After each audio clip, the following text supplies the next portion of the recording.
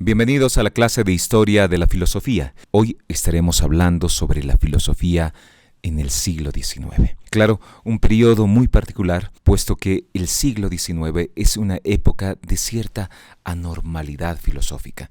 En rigor, no comienza hasta después de la muerte de Hegel. Al morir este filósofo, se agota una etapa y sobreviene a la filosofía una honda crisis, en la que casi desaparece.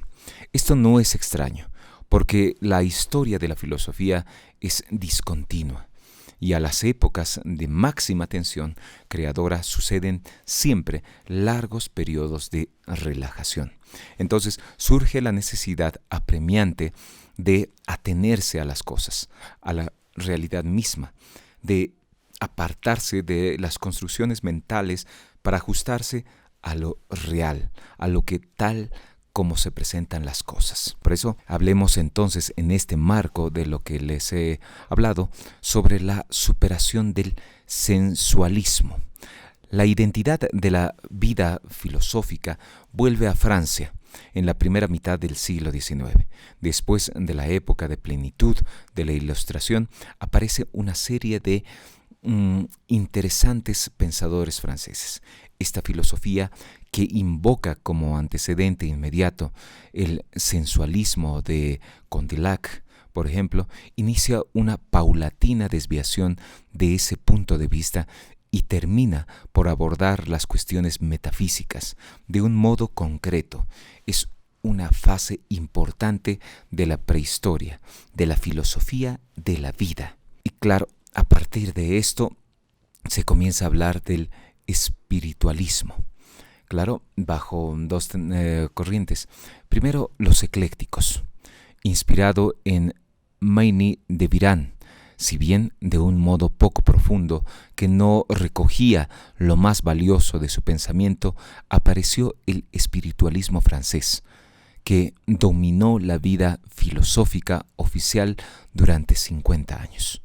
Pero por el otro lado teníamos a los tradicionalistas, también como reacción frente al sensualismo, pero con marcada orientación hacia los problemas de la sociedad, la política y la historia. Aparece un gran grupo de pensadores católicos enérgicamente vinculados con Roma, fundadores bajo una tendencia de defensa del pensamiento cristiano, pero ya con una mirada hacia el presente, que encuentra esto un refugio en el papado y en la legitimidad, el fundamento del orden social. La revolución que provocó por una parte esta reacción tradicionalista despertó al mismo tiempo un movimiento de carácter social, dirigido por varios teóricos franceses que imaginaron doctrinas sociales, utópicas, pero no extensas, de ideas agudas sobre el problema de la sociedad. Dentro de los grandes filósofos, pero también pensadores, no solamente de la filosofía, sino de la sociología, es hablar de Comte, en este caso específico, sobre el positivismo de Auguste Comte. El siglo XIX fue una época agitada en Francia. La monarquía había sido derrocada por la Revolución de 1789 y Napoleón derrotado en su intento de conquistar toda Europa. En medio de este caos, los filósofos pensaron en un modo de mejorar esa sociedad que vivía prácticamente un caos. Hoy tenemos la presencia de Comte, considerado el filósofo más influyente de principios del siglo XIX. Auguste Comte creía que para mejorar la sociedad se necesitaba una ciencia teórica de la sociedad y una investigación sistemática del comportamiento. Él acuñó el término sociología para referirse a la ciencia del comportamiento humano. En sus escritos de principios del siglo XIX, Comte temía que los excesos de la Revolución Francesa hubieran dañado la estabilidad de Francia para siempre, y creía que el estudio sistemático del comportamiento social tal vez podía conducir a una interacción humana más racional.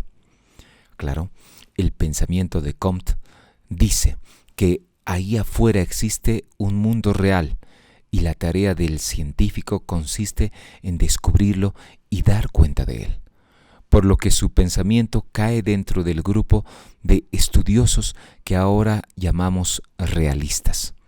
Hay dos caminos para llegar a este mundo real, que existe fuera de la mente: investigar y teorizar, más nada. Entonces, la teoría sociológica de Comte forma un sistema dentro del cual se encuentran dos aspectos relacionados: la ley de las 3 etapas y la proposición de que las ciencias teóricas forman una jerarquía en la que la sociología ocupa la cima. Con respecto a este segundo aspecto, dice Comte que las ciencias son teóricas o prácticas, es decir, aplicadas, y que la teoría puede dividirse en descriptivas o concretas, que son los que tratan sobre los fenómenos concretos, y en abstractas, que son las que esfuerzan en descubrir las leyes de la naturaleza que gobiernan esos fenómenos, determinando su coexistencia y cohesión. Ya les he mencionado sobre estas 3 etapas que son propias de Comte, pero son conocidas como la ley de los 3 estadios. Este filósofo está convencido de que el caos y anarquía imperantes son fruto de una anarquía mental y de que la estructura total de una sociedad viene determinada por el sistema de creencias en que se funda. Reclama la necesidad de acometer una reforma que, comenzando con una revolución de las ideas y creencias, terminará con una revolución de la política y de las instituciones. Frente a su maestro, Saint-Simon, e intelectuales románticos favorables de una revolución política, Comte toma posiciones conservadoras. No ve la necesidad de hacer pedazos la estructura social e institucional existente y formula una solución al caos. Y la anarquía, claro, basada en una educación general de la humanidad, que será posible gracias a un nuevo sistema de ciencias, evolutivo y creciente en complejidad. Es importante, va a decirnos Comte, por ejemplo, el estudio de la matemática, la astronomía, la física, la química, la biología y, claro, la sociología. Entendido que la sociología o física social será superior al resto de las ciencias por tener como objeto de investigación lo más abstracto y a su vez lo más complejo: las leyes que rigen los fenómenos sociales. Comte define la sociología como la ciencia cuyo objeto es la investigación y el establecimiento de las leyes que erigen el orden y el progreso de una sociedad.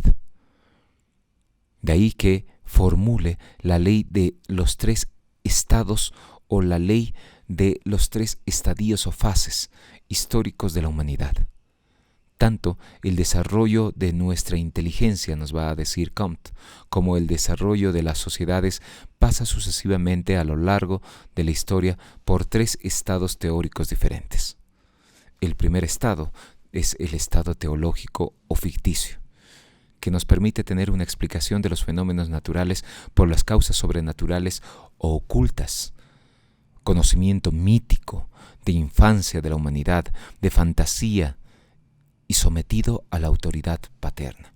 Es decir, Comte nos dice que este estado o esta fase por la cual vive el ser humano es aquella que el ser humano trata de explicar las cosas a partir de cosas míticas, cosas fantasiosas, cosas que él mismo no entiende y le otorga una autoridad a alguien supremo.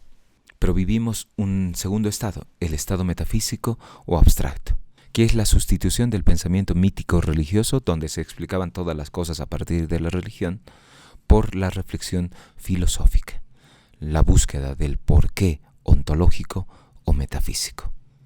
Finalmente tenemos el estado positivo o científico. El hombre deja de preguntarse el porqué de los fenómenos y busca el cómo, es decir, las leyes científicas que regulan los hechos observados, resolviendo el caos generado por la fantasía y la metafísica. El método científico impuesto tiempos atrás en la metafísica, astronomía y física se ha de imponer ahora en la política, la moral y la economía. Ahora prima en esta fase la razón. Por eso lo denominamos el estado positivo o científico. Entonces, por todo esto, por debajo de su naturalismo científico, se encuentra en Comte como lo esencial un pensamiento histórico. Y esto es lo que da su mayor actualidad y fecundidad a su filosofía. Toda ella está cruzada por el problema que se ha intentado precisar, donde se manifiesta su unidad más profunda. Y esta unidad es justamente el espíritu positivo. Hablemos ahora sobre la filosofía de inspiración positivista. Casi toda la filosofía del siglo XIX está dominada en lo esencial por el positivismo, y toda ella acusa, de un modo o de otro, su influjo.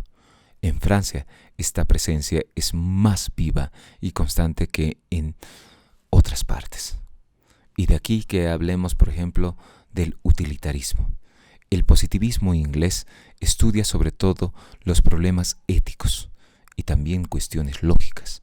La moral utilitaria, desarrollada primero por Jeremías Bentham y luego sobre todo por John Stuart Mill, quien encuentra que el fin de nuestras aspiraciones es el placer y que lo bueno es lo que es útil y nos lo proporciona. Así como hablamos del utilitarismo, también tenemos que hablar del evolucionismo. También están en relación con el positivismo y el utilitarismo los pensadores ingleses que desarrollan la idea de la evolución, como por ejemplo Charles Darwin, quien contenía y manifestaba una teoría biológica de la evolución, fundada en los principios de la lucha por la vida y adaptación al medio con la consiguiente selección natural.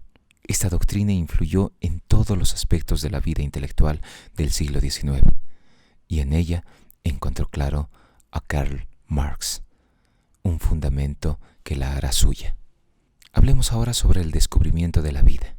Ingresamos en esta etapa del estudio de esta clase al estudio de los pensadores del último tercio del siglo XIX, y aquí se ve el sentido de la historia de la filosofía.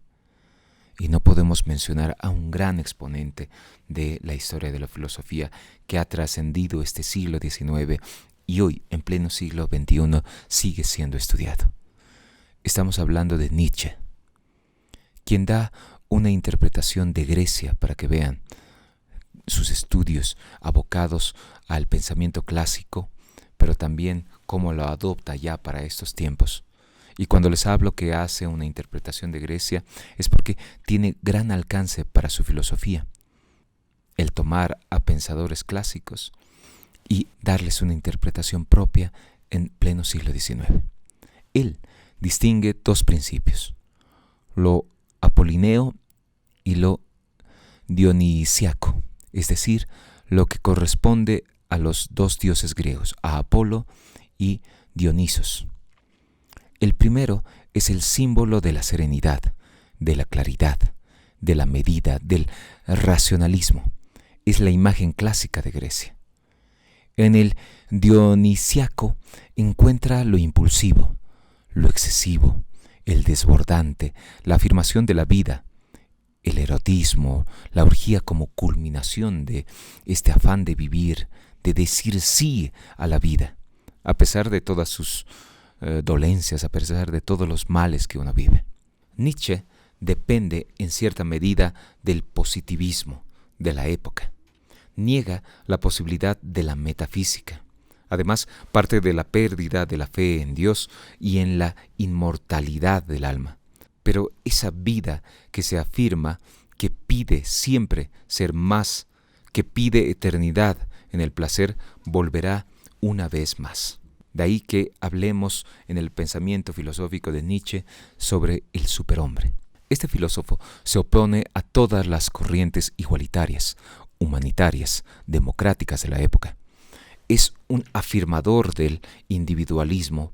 El bien máximo es la misma vida que culmina en la voluntad del poder. El hombre debe superarse, terminar en algo que esté por encima de él. Como el hombre está por encima, nos dice Del Mono, esto es lo que lo hace superior, esto es lo que lo hace un superhombre. Nietzsche toma sus modelos en los personajes renacentistas, sin escrúpulos y sin moral, pero con magníficas condiciones vitales de fuerza, de impulso y de energía. Y de esto lo lleva a una nueva idea de la moral. Lo más importante de la filosofía nietzscheana es su idea de la vida y su conciencia de que existen valores específicamente vitales. En esta expresión, valores vitales, se encierran dos de ideas, es decir, se encierran dos de las ideas que van a dominar la filosofía posterior. Nietzsche es un origen de la filosofía de los valores y de la filosofía de la vida. Lleguemos a una síntesis de esta revisión de la filosofía clásica, la filosofía medieval, moderna, a partir del texto que ya hemos descrito hace ya pasadas clases. La filosofía en casi todo el mundo ha ido siendo desalojada, es decir, apartándosela, se la ha ido apartando, en nombre de muy diversas cosas. Hay un motivo que ayuda a explicarlo: la invasión de las cosas, característica del mundo actual que está lleno de ellas, en un grado nunca conocido. Y lo más grave es que esa invasión no es solo física, sino sobre todo material. El hombre actual no piensa más que en cosas. El hombre, el ser humano, vive entre cosas reales y a la vez irreales, imaginarias, proyectadas, futuras. Si posee un sistema de creencias vitales suficientes, su vida tiene un sentido que permite los proyectos individuales. Si no, sobreviene un estado de incertidumbre o crisis.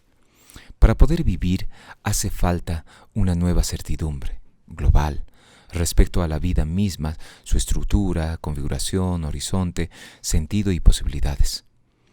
Esto hace necesaria la filosofía, pero no es seguro que se busque. Para ello hace falta algo más: una creencia en la razón, en la posibilidad de descubrir mediante ella una certidumbre acerca de la vida entera. Una vez iniciada la filosofía, no queda como tal la cosa hecha, sino que existe la necesidad de seguir haciéndolas, de seguir construyendo esta filosofía. Persiste como un quehacer humano. Todos los filósofos posteriores a los que primero filosofaron, como dice el propio Aristóteles, tuvieron que hacer otra cosa que los anteriores. Existe ya una filosofía, pero hecha, no suficiente, sino es que la misma necesita seguir construyéndose. Es decir, cada filosofía está definida por una relación de alteridad respecto de las anteriores. El filósofo parte de una filosofía existente. Por eso su situación es muy distinta de la de los iniciadores. Pero tiene que aparecerse de ella y buscar otra. Es decir, existe una filosofía inicial, la cual tiene que encontrar una contradicción y la misma tiene que generar un otro tipo de pensamiento. Es decir, como diría en este caso, la segunda filosofía parte de la primera y se aparta de ella. La tercera tiene en cuenta la necesidad, motivación y contenido de las anteriores, que resultan insatisfactorias o insuficientes y obligan a lo más propio de la filosofía: seguir pensando. Como nos diría Julián Marías, la segunda filosofía parte de la primera y se aparta de ella. La tercera tiene en cuenta la necesidad, motivación y contenido de las anteriores, que resultan insatisfactorias o insuficientes y obligan a lo más propio de la filosofía: seguir pensando.